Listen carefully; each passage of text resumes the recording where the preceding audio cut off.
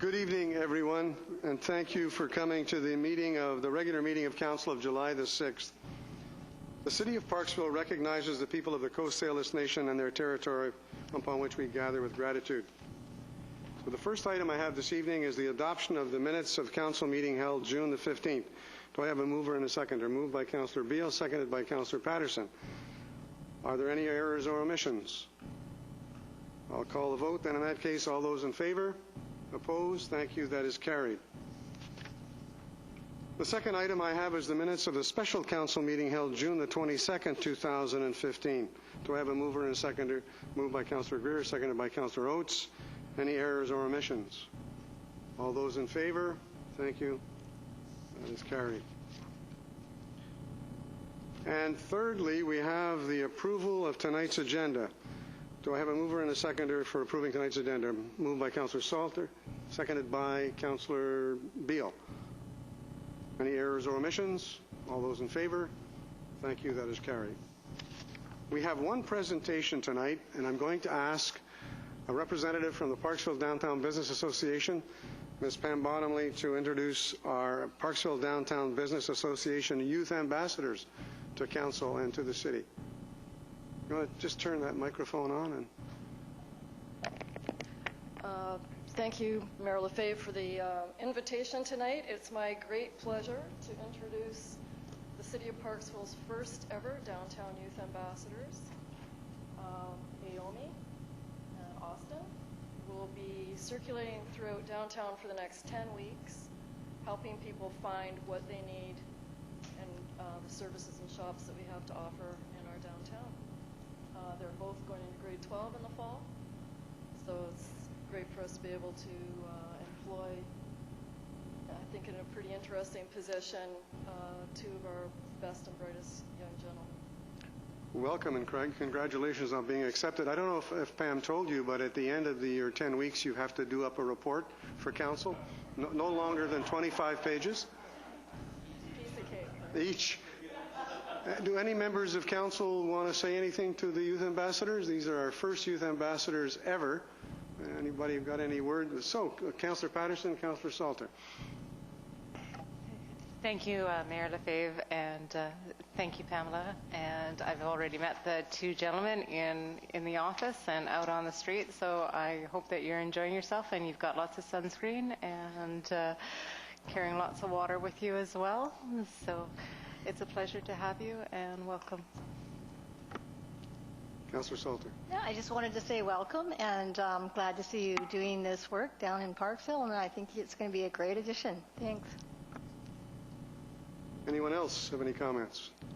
I'm not kidding. We don't want a 20 or 25 page report, but we would invite you to come back to council to make us a presentation at the end of the summer. Give us some of the things that you learned and some of the things that you experienced while walking around downtown. We'd love to hear from you. We really would. So take that as a definitive invitation sometime at the end of August or beginning of September. I should mention that part of their responsibility is also going to be collecting research information for us on pedestrian traffic patterns to tie in with our pedestrian wayfinding long-term project. They're tracking every day, whether they're talking to local people or visitors, what the questions are, what the concerns are, and they've put out literally few fires in the park. So, very useful. Yeah, well, thanks very much, and have a great summer. Great. Congratulations. Okay. So the first report tonight is the consideration of a development permit at 422 Church Road. And I'm going to ask Mr. Russell, before I call for a mover and a seconder, to give us the background on this issue. Mr. Russell, if you would, please.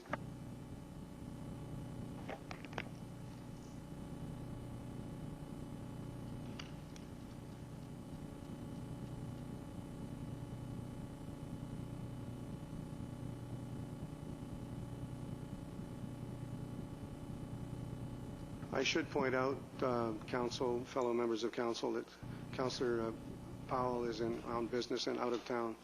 Couldn't make it tonight. If I may, Your Worship, before council consideration tonight is an amendment to an existing development permit. The proposed amendment is for the subject property at 422 Church Road.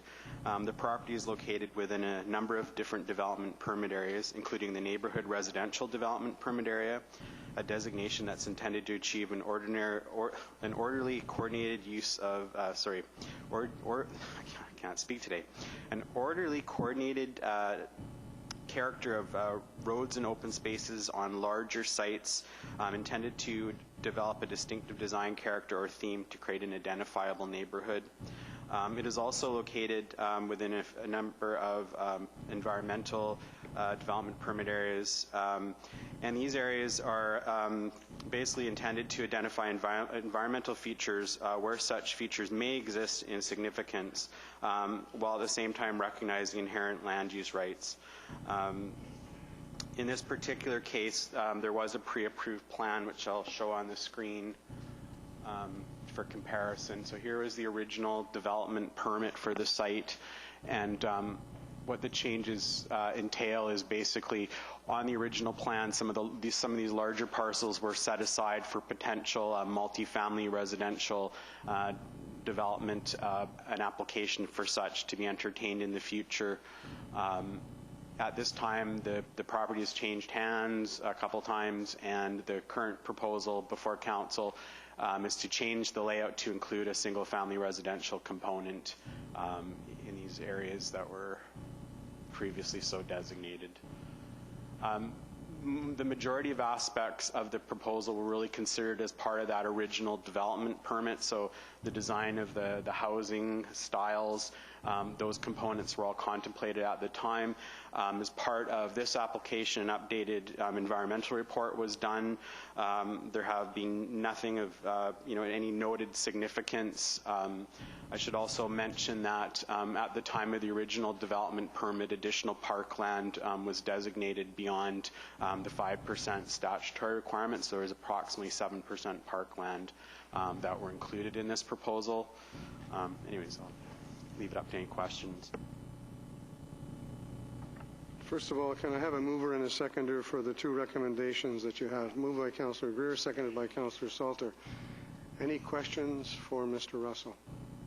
Councillor Oates.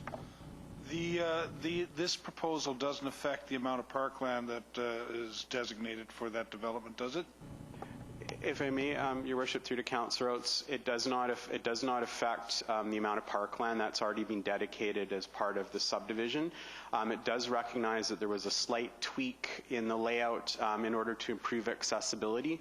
So the park, in the subdivision approval, it actually has a slightly less sorry, it's really hard to see here, but it kind of, instead of ending, it kind of extends a little bit this way, and that was to allow a pedestrian path rather than stairs. The original proposal originally had stairs going over the escarpment, and that wasn't accessible, so it was amended, and so this now recognizes that sort of change in the field. Councillor Salter? Thank you. And before I ask the question, though, are you going to continue discussing this, or is it just questions now? Because if you're going to continue... questions for Mr. Russell, for this particular. So the setback was 15, I think it's 15 meters for the trail. And so what I was reading was that was going to be reduced. Is that correct?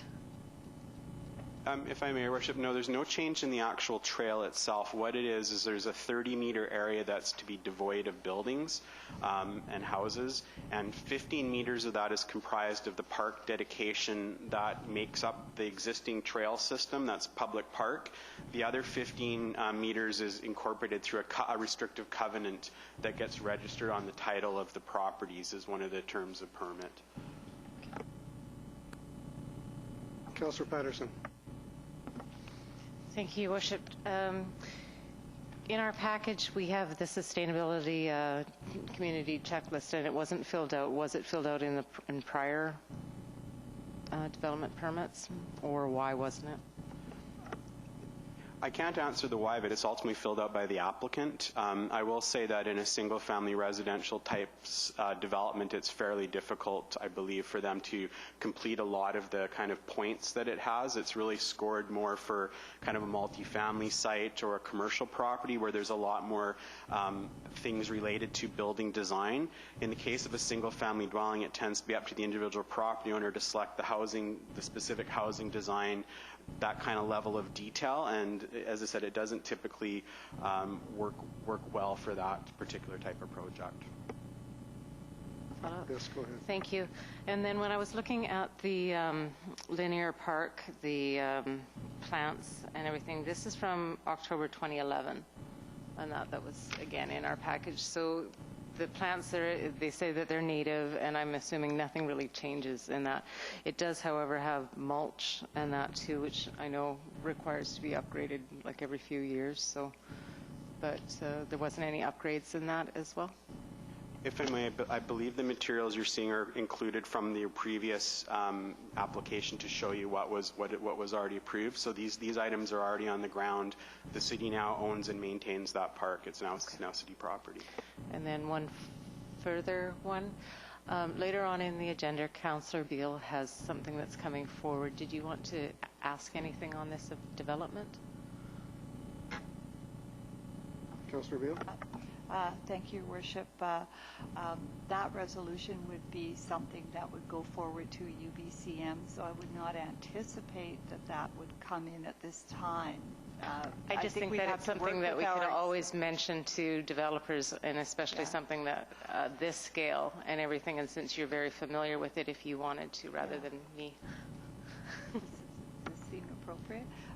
Yes, I would like to have our council look at the possibility of requesting a rough-in of wiring to allow for the eventual charging of electrical vehicles. So for instance, it's the type of wiring that you would use similar to, let's say, if you have your an electrical stove or range, it needs to be 220.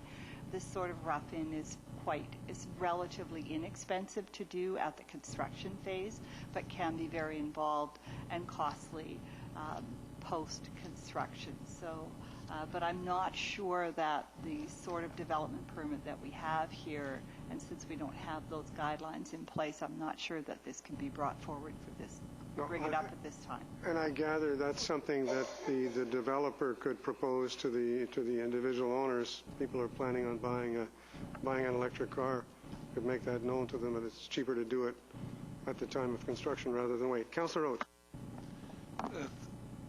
Thank you, Your Worship. Through to Mr. Russell. If I understand it, the changes in the proposal in a nutshell is that as opposed to having some multifamily,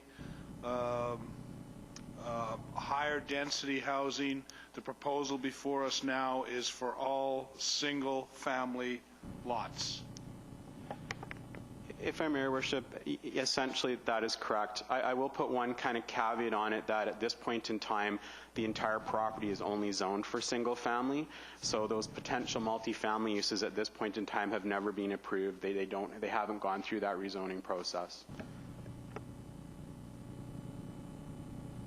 Councillor Salter. And so I did notice that there was going to be a difference in the area of tree retention, and I'm just wondering, there is an eagle tree apparently down there that someone says is not being used, but was that part of that retention, was the eagle tree, or? If I may, Your Worship, through to Councillor Salter, my understanding is the tree has actually fallen down. It's no longer standing, yeah. Any further questions for Mr. Russell? Seeing none, I'm going to call the vote. Then all those in favor? Opposed? Thank you. That is carried. Thank you, Mr. Russell. The next report is on water regulation. Ms. Gomes, would you please give us the background on the issue regarding water regulation? And it's very, very timely, I might add.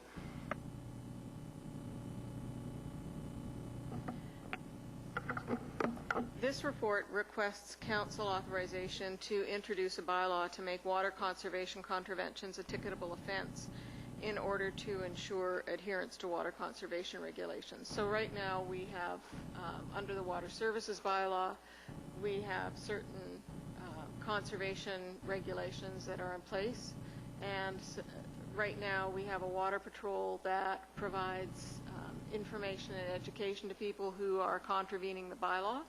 And so the purpose of the proposed bylaw, for those people who do not adhere to the regulations, once they have received the information and been provided with the educational component, could then be ticketed by bylaw enforcement.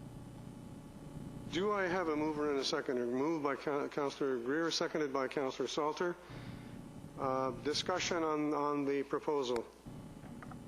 Fairly straightforward. Councillor Oates, Councillor Beale. Not that I'm opposed to it, but it seems that it almost speaks to a bigger issue here, and that's council's direction with respect to bylaw enforcement. I'm not sure why we as council need to be directing the bylaw department each and every time. I think we should empower them if they're not empowered already to do the things there. Currently today, what is it you got to do to get a ticket? And then I'll follow up. Okay, well, Your Worship, through to Councillor Oates, right now we don't have any capability to ticket for contraventions of water regulations. This is a first-time bylaw for Parksville. There's never been another one like it. Correct. Okay. Do we have any bylaws that have a fine attached to them? Yes, we do have bylaws that have fines attached to them, but this just doesn't happen to be one of them. Right, okay. And given the current conditions, we felt that it would be an appropriate time to move forward with it. So the ones that we have, that the bylaws we have now that have a fine attached to them, what do you need to do to get a ticket for those? Well, if we receive a complaint about, well, let me back up a bit. There's two sections. One is the most commonly ticketed offense are parking tickets. And we have parking patrol through the commissionaires on contract that go through the community a couple of days a week and patrol parking. So that's one way to get a ticket. Other ways to get tickets are through other bylaws like the animal control bylaw. And so in those cases, for instance, if we respond to someone who has they've got a dog that they found running loose and they're holding on to it, and we go to pick it up, we take it to the SPCA. If the dog doesn't have a license, then we can issue a ticket for an unlicensed dog. We can issue tickets for a variety of different things. We receive complaints, we go and do the investigation, and if upon investigation we find an infraction has occurred, say for instance a contravention of the noise bylaw, then we can ticket the individual. I understand that we have a philosophy here towards education as opposed to ticketing. Does this present an opportunity for us to re-examine that philosophy, or is this just going to be our position with respect to the water bylaw? In Parksville, it has been the direction to staff in the past to aim for compliance as opposed to being punitive. And usually compliance gives you the opportunity, depending upon the offense, to provide people with some education around the rules and regulations and what is expected. If after providing that education, people still continue to flout the bylaw, then they are ticketed. And if council wishes to change that direction, then that's certainly council's prerogative. One more follow-up? One more? Well, you can have, let me go around the table and I'll come back to you, okay? Okay. Councillor Beale. Thank you, Your Worship. I will be supporting this, but I do have a couple of questions for clarification. Couple of questions. One, I was wondering if there was a warning or an education notice issued along with something like this or issued first of all. And if I can just explain as well or make a reference, I noticed in the Weekend Sun, the Vancouver Sun, that they have a very large notice explaining precisely what steps will be taken, and that if someone is not following the water restriction as outlined, they will get a notice left on their door. Actually, there's then a letter follow-up and then a fine, which is more than $100. But I was wondering if we are considering going that route or simply providing education information along with the ticket, and then a follow-up, please. Mrs. Gomez, I think you've got the answer to that. Yes, Your Worship. When the Water Patrol finds someone who is watering outside of the regulated times, they visit that person, they provide them with a brochure that outlines all of the regulations and a fridge magnet so that they can put it on the fridge, which lets them know when they can water and when they can't. And after, usually, the rate of compliance after those kinds of conversations is usually quite high, but for some reason this year we have had more complaints than usual about more egregious use of water beyond just watering a lawn, and that's the impetus for this. And a question regarding the Water Patrol. Will there be, is there a plan for any Water Patrol presence on weekends and or in the evenings? Not at this point in time. We don't have the staff resources to be able to do that.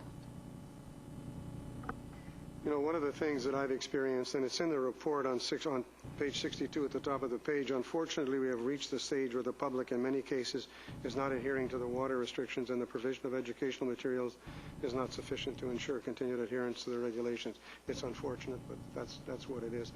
Councillor Salter. Actually, I'm good. Mary got it, so I'm good.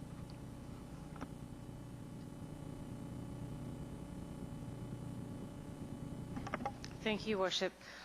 Councillor Beale mentioned the other newspaper, and that when we put this bylaw into effect, will we be putting a notice out into the paper, or can we put it in our bits and everything as well? It'll definitely go on the city page, and we'll also be issuing a news release. Okay. Councillor Greer. Thank you, Worship. I understand we don't have a full-time water person. We're using some staff members for that. And I think Councillor Oates' idea was the fact that we have a difficult time enforcing these bylaws, and then some of them come to council here, such as the lots that are messy or whatever. We have to approve it.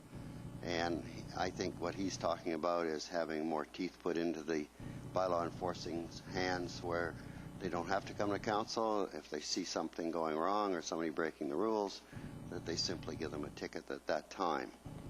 So it's unfortunate that we have staff people who won't work after hours or on weekends, because that's when most of these situations happen, where bylaws are broken.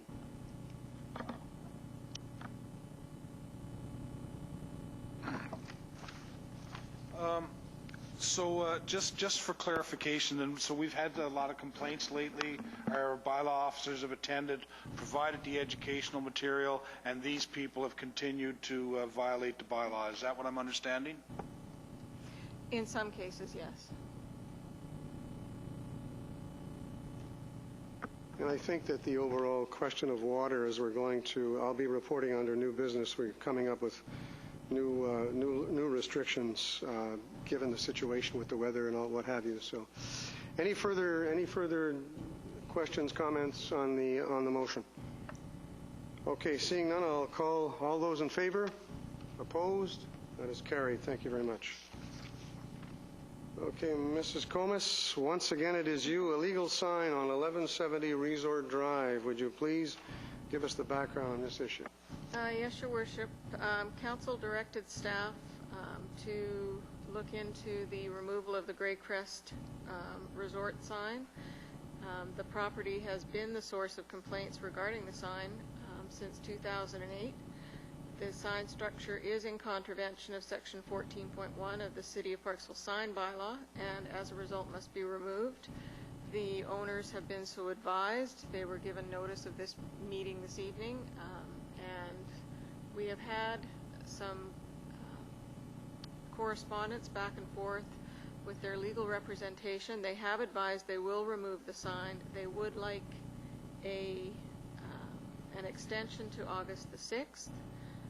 That is strictly at council's discretion whether or not that is provided. They have not given us a reason for asking for the August 6th extension, but that is the request that they put forward by email late this evening. But they were asked for a reason why they Yes. wanted August the 6th. And we have not heard back from them as to that reason. I don't understand it myself. It's a sign that's totally superfluous. However, I need a mover and a seconder for the motion. Moved by Councillor Greer, seconded by Councillor Beale. Any questions on the motion? Councillor Greer and then Councillor Oates. Thank you, Worship. I think this is what we're talking about as far as bylaw enforcing goes. I mean, we've asked this person to move this sign since 2008, and here we are in 2015. It sounds like something's not working in that direction. I mean, I don't know why we haven't enforced them long before now, or at least fined them or have done something. We're just carrying this thing on, and the way we're going, it might last forever. Who knows?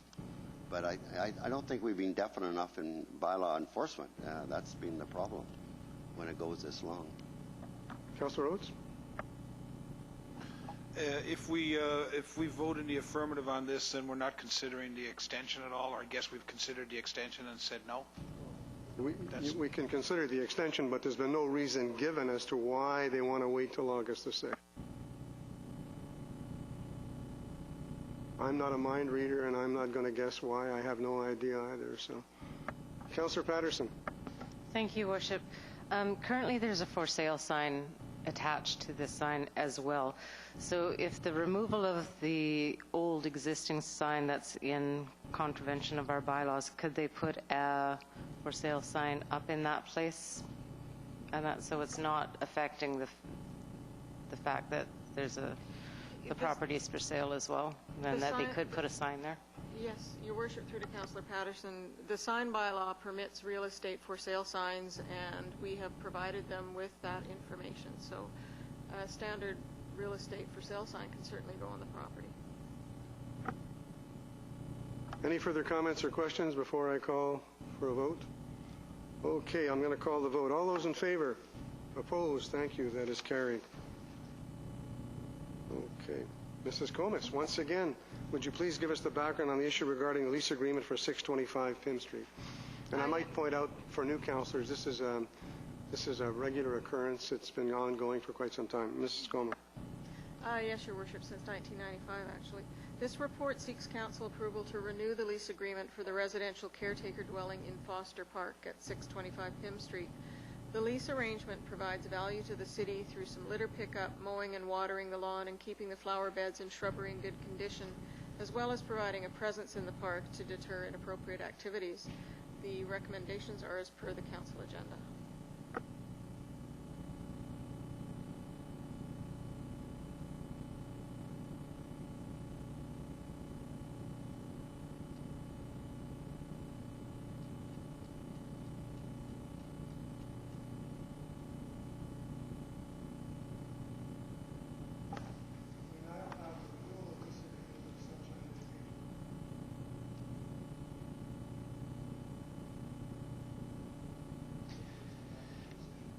Thank you, Your Worship. As you just said, this is for renewal of the lease for a portion of city-owned property at 201 Pym. The property in question is the site of an abandoned water pumping station, but still has underground city water infrastructure on the portions of the property that are not subject to the lease. The lease is for essentially the Parksville Kitty College, who require the space in order to be compliant with provincial daycare requirements. This would be the second renewal, with all terms and conditions remaining the same as the previous leases, with the exception of the amount which has been adjusted for inflation, and the recommendation is as per the agenda. Do I have a mover and a seconder for the recommendations? Moved by Councillor Salter, seconded by Councillor Oates. Any questions for Mr. Manson? Seeing none, I'm going to call the vote. All those in favor? Opposed? Thank you. That is carried. And once again, Mr. Manson, would you give us the background on the issue of goose control management plan that we all received? Thank you. Thank you, Your Worship. As part of the 2012 budget process, Council approved $25,000 to be provided to the Guardians of the Mid-Island Estuary Society for the preparation of the Canada Goose Management Strategy as a preliminary requirement of the Canada Wildlife Service for the establishment of a goose control management plan.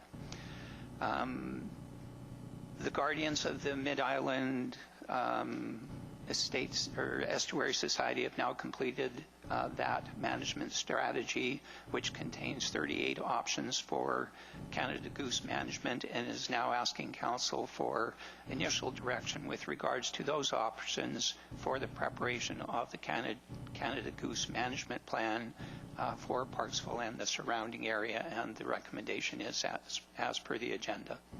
Do I have a mover and a seconder for the recommendations? Moved by Councillor Salter, seconded by Councillor Patterson. But just before I ask for questions from the rest of Council, my understanding in passing this is it gives this group a mandate to get ready and plan for a call.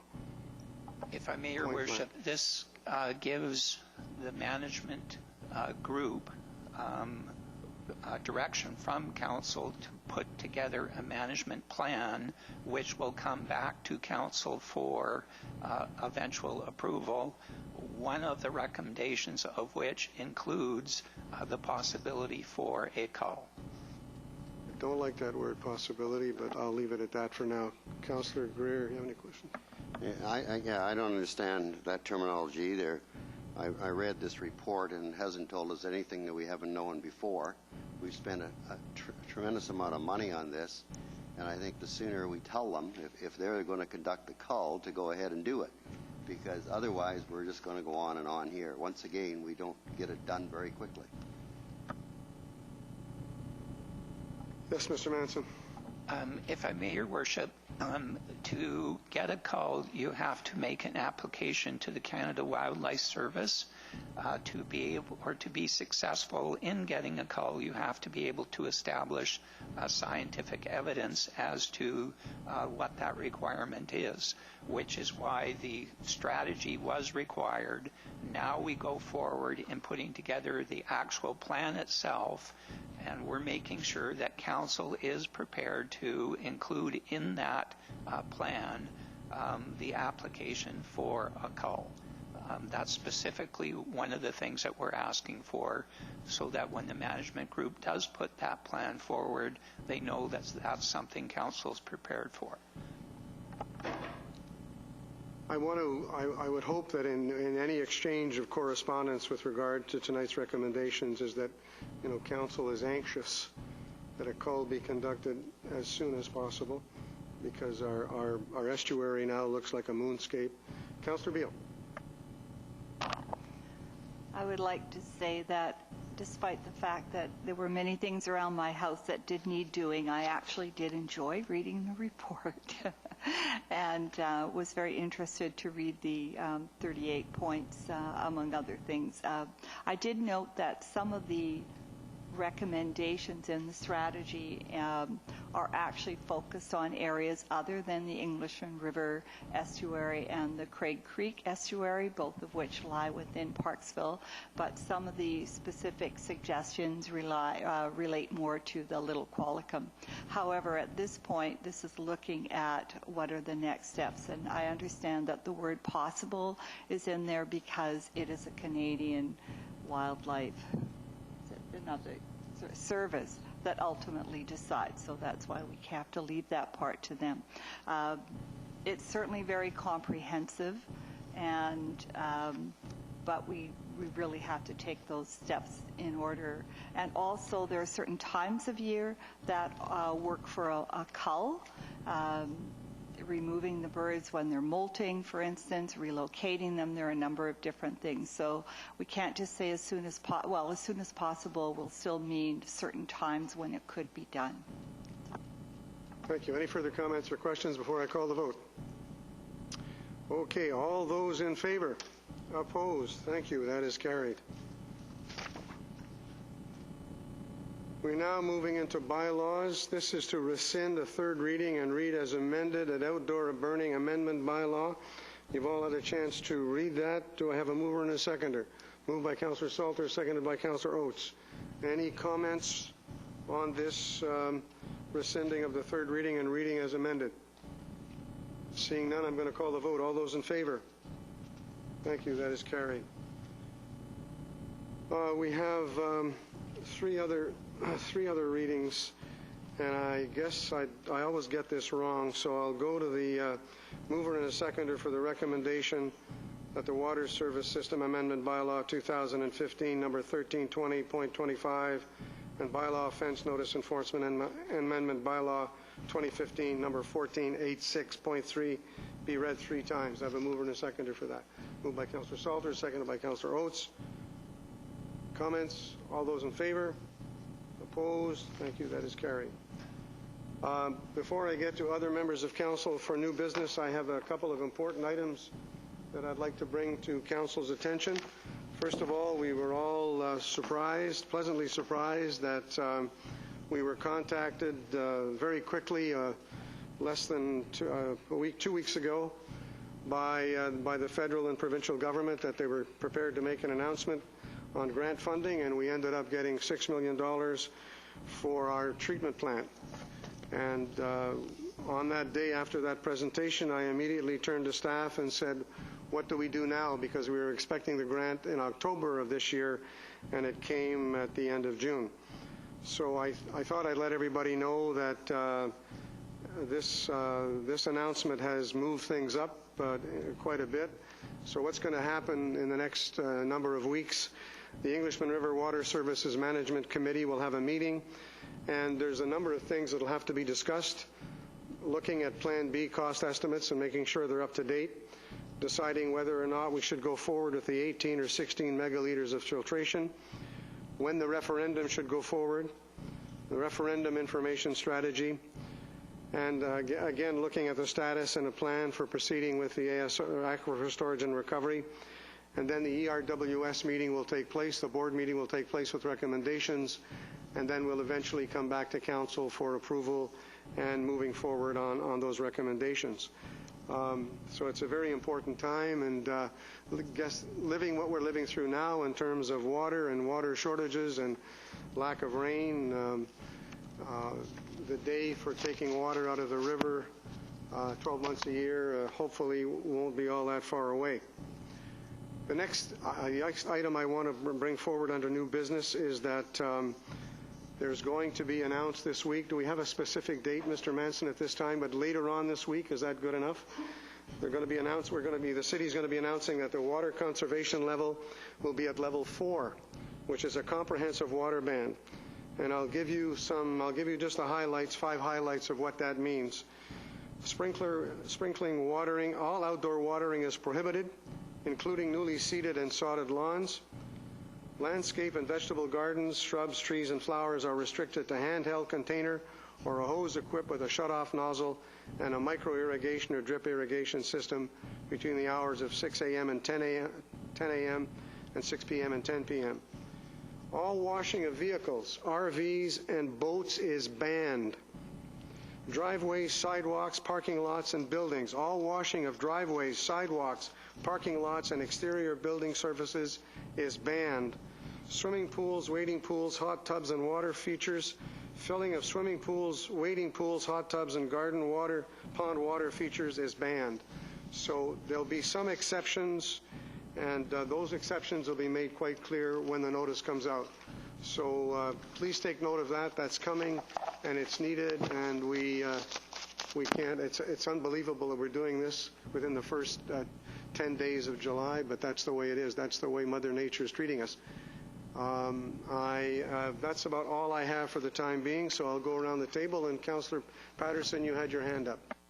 I do, but it's towards your new business, if I may ask a couple of questions, and I think Councillor Salter has some questions as well. So from a city perspective, and that we're the ones that lead, is my statement, and that so when we talk about irrigation and when we do that, does that require a great deal of reworking of our computer systems to have our drip systems and our watering and everything put into place. Is that clear enough The of a CEO, question? you can answer that. If I may, Your Worship, there will be some work to reprogram our irrigation systems, but it's not a huge task. It is something that we can do. And if we're requiring it of everybody else, we'll be requiring it of ourselves as well. Absolutely. Thank you. I appreciate that. That's one of probably my biggest peeve is seeing water on the ground, overflowing of lawn areas and everything. So thank you. I might point out, too, that I called the city the other day. There was somebody watering, but it was a contractor on site that was responsible for the watering at that time. It wasn't a city employee. So those are things that, when you see that, don't hesitate to call. Councillor Salt. Thank you, Worship. So I do have a couple things, and actually your announcement did trigger a question for me, so if I could ask that first, and then I'll... and so with the grant that we received, are there any deadlines or conditions attached to that grant, or is it just... No, it's the money's waiting to be spent. Okay, yeah. And so we could just do it on our time. Okay. And the Englishman River Water Services Management Board or Management Committee will be recommending to the board some time frames, if I'm not mistaken, Mr. Manson. Is that correct? Yes, Your Worship. There are conditions attached to it. It has to be spent on the things that it was applied for, and there would be a deadline. I'm not off the top of my head. I'm not aware of what that deadline is. I know that we're anxious to get moving, so I'm not thinking that it's going to be a problem. But there would be a deadline that you can't wait for 10 years and still have it sitting there. I think the deadline would be sometime between now and 2018. And then the other, under new business, I just wanted to say that I did attend the Parksville Community Conference Center dinner, and they were celebrating their 15 years of servicing the community. I want to say it was delicious. It was a really nice evening, and they've have a book for Councillor Oates, so they asked that I pass that on. I got one too, and they're really nice. I couldn't make it because I had to go to a special golf tournament that I committed myself. Oh, there you are. So anyway, so that was a nice evening and great company.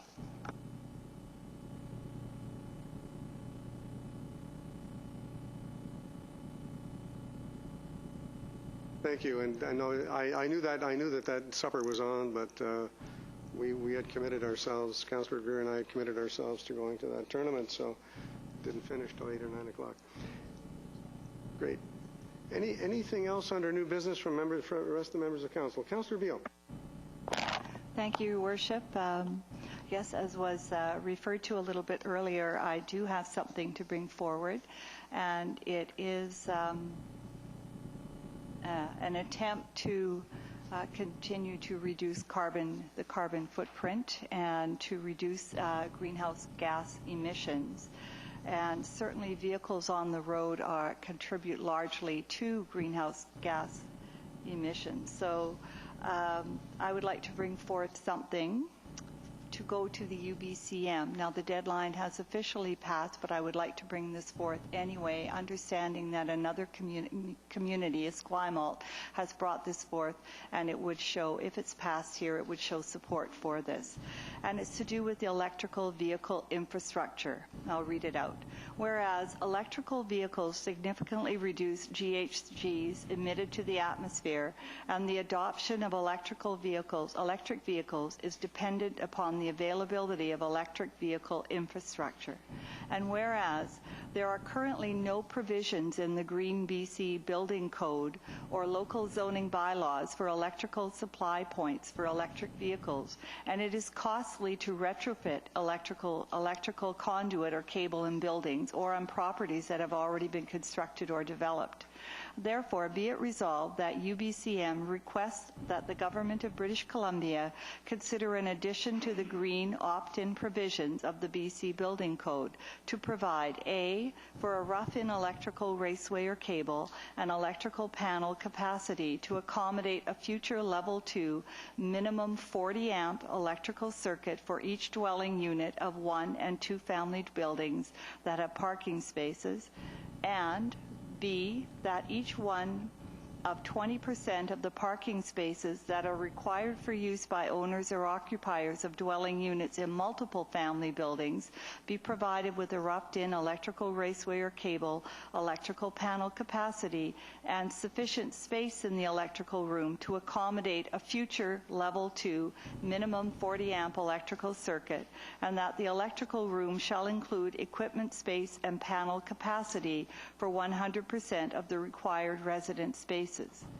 And be it further resolved that UBCM requests that the Government of BC consider a revision to Part 26, Section 9061A of the Local Government Act to provide spaces and charging infrastructure for use by plug-in electrical vehicles, and a revision to Section 9061B to include designation of the parking spaces.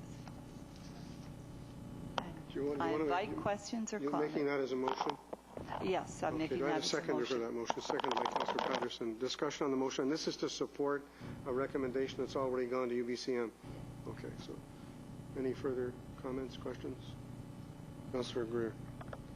At the UBCM, I probably wouldn't support this, and although we can send a letter, I guess, showing our support, but I don't think it's feasible for governments to once again interfere with putting extra costs into every house that's being built. We're a long, long ways from having every car out on the garage it being electric. And I think people can make up their own choice whether they're planning on electric vehicles or whether they have one when the house is built to install it at that time. But I'm certainly against the government telling everyone how much more they have to spend for a house when maybe in the next 20 years these people will never have an electric car. Councillor Beale, I think it's optional, is it not? The proposal is to have it roughed in, so this would just be the wiring. So we're talking 40 amps, we're talking allowing for a 220 volt. It's the same sort of thing for a dryer or a range, but to rip it up and do it later could be problematic. But I just want to add something, and that is that I agree it's not very prevalent now, but there are more and more electric vehicles coming on the market, and I did do a little bit of research. There are now 11 plug-in electric models in BC, and many more are expected in the next 18 to 36 months, and we go from A to V, from Audis to Volvos, and many in between. So they're increasingly coming on the market. Almost many manufacturers are producing them, and I think as they become more prevalent, the costs will come down, and certainly you don't pay much for gas. Councillor Oates. If I understand the motion is to support the resolution from the other community. I'm uncomfortable with tying the hands of people going there without hearing the debate beforehand. If we vote in approval of this, my understanding would be the direction to the attendees from this council to vote in favor of the resolution that's being put forward by Esquimalt. So I think that does a disservice to the community of Parksville, making up your mind going in until you've heard the debate. While I think on the surface I would support it, I think it's a bad practice to tie our hands at decision-making bodies by passing resolutions or motions here that direct us to vote in a certain way at those events. If members of council feel that this evening, listening to the explanations from Councillor Beale, that they support it, they can support it. If you get to the UBCM and you're in a plenary session and you hear the arguments pro and con, and I don't think it does tie your hands. There are other arguments that could come up, and you could very well change your mind at that point in time. Councillor Salter. My feeling is that this motion is already going to the UBCM, so I'm not sure that there's a need for us to send a letter in addition to something that's already going to hit the floor, and at that time we can discuss it and debate it. Any further comments? Seeing none, I'll call the vote. All those in favor? Opposed? And that is aye. So that is defeated. Thank you. Okay. All right. Anything else under new business from members of council? Okay, we'll move into, I have a mover and a seconder for moving into pursuant to Section 91I of the Community Charter. Council proceed to a closed meeting to consider an item relating to the receipt of advice that is subject to solicitor-client privilege. Mover, Councillor Salter, Councillor Beal, all those in favor? We'll go into camera. We'll take a 5-minute break. My God, it's on.